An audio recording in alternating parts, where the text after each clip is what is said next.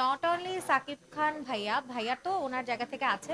আরফিন নিশু ভাইয়া কিন্তু খুব ভালো করছেন। ওনার গত দুটো মুভি আমি দেখেছি, বিশেষ করে সুড়ঙ্গ মুভিটা আমার মানে একদমই খুবই খুবই ভালো লেগেছে। ওনার অ্যাক্টিং দুর্দান্ত ছিল। এই জিনিসটা বারবার বারবার পেয়ে থাকি, ওই জিনিসটার প্রতি দাম একটু কমই দেই। এটা আমাদের আসলে বাঙালিদের বলেন বা আমাদের মানুষ থেকে বলেন যে আমাদের ওই জায়গায় গুরুত্বটা থাকে না। সো ভাইয়া যেটা করছে খুব ভালো করছেন। উনি বছরে ২টা ছবি রিলিজ করছেন এবং আমরা দেখছি, আমরা মনে রাখতে পারছি। সাকিব ভাইয়ার লুকের ব্যাপারটা নিয়ে আমি সবসময় বলবো যে উনি সবসময় যুগের সাথে তাল মিলিয়ে নিজের একটা লুক ক্রিয়েট করে।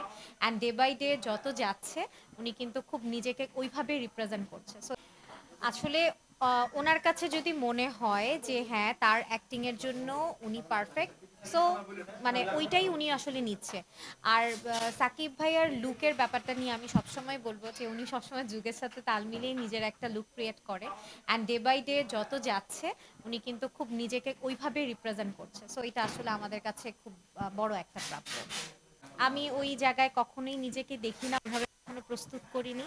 আর মানে ওনার সাথে স্ক্রিন শেয়ার করব এই ব্যাপারটা কখনো কল্পনাতেও আনিনি। আর অভিনয় যেহেতু ইচ্ছে নেই, সো আমি ওই জায়গা থেকে যাব না। অ্যান্ড অবশ্যই যদি ওরকম কোনো অফার পাই, এটা তো আসলে আমার জন্য অনেক লাকের একটা ব্যাপার হবে। না অবশ্যই এটা উনি যেটা করছে ২টা ঈদ ইয়া করেই হচ্ছে মুভিগুলো করছে, এটাই ভালো। কারণ আমাদের আমরা কিন্তু যে জিনিসটা বারবার বারবার পেয়ে থাকি, ওই জিনিসটার প্রতি দাম একটু কমই দেই। এটা আমাদের আসলে বাঙালিদের বলেন বা আমাদের মানুষ থেকে বলেন যে আমাদের ওই জায়গায় গুরুত্বটা থাকে না। সো ভাইয়া যেটা করছে খুব ভালো করছেন। উনি বছরে ২টা ছবি রিলিজ করছেন এবং আমরা দেখছি, আমরা মনে রাখতে পারছি।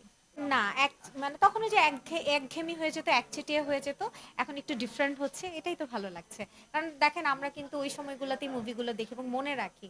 আপনি যদি বারবার বারবার মুভিগুলো বারবার রিলিজ হয়, সেক্ষেত্রে আপনিও বোর হয়ে যাবেন, আমরাও বোর হয়ে যাব।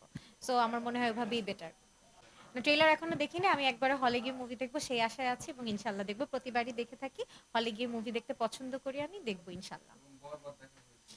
বরবাদ দেখা হয়নি বা ট্রেলার দেখা হয়েছে, সেটাও দেখার খুব ইচ্ছা, আসলে সময় করতে পারিনি। বাট তবে এবার ইচ্ছা আছে, এবার মুভিটা হলে গিয়ে দেখবো। এবং বরবাদ দেখা হয়নি, দেখে নিব।